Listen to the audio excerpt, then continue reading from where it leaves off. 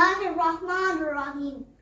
محترم پرنسپل صاحبہ، اساتذہ کرام اور میرے ہم مکتب ساتھیوں، السلام علیکم۔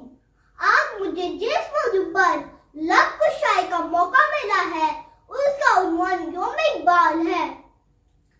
پیارے دوستو، ہر سال 9 نومبر کو پورے پاکستان میں علامہ اقبال کا یوم پیدائش یوم اقبال کے طور پر منایا جاتا ہے۔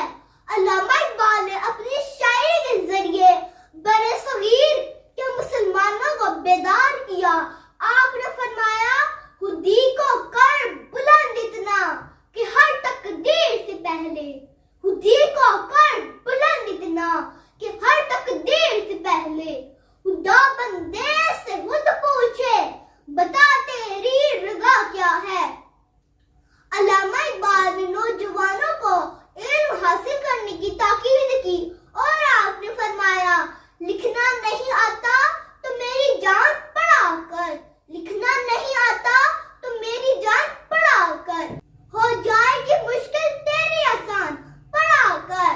پڑھنے کے لیے اگر تجھے کچھ نہ ملے تو چہروں پر لکھے درد کے عنوان پڑھا کر، لاریب تیری روح کو تسکین ملے گی، لاریب تیری روح کو تسکین ملے گی۔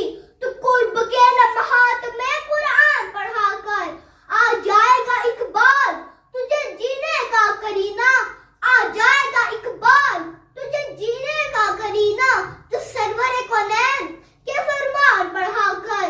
اسی کے ساتھ اپنی تقریر کا اختتام کرتی ہوں۔ شکریہ۔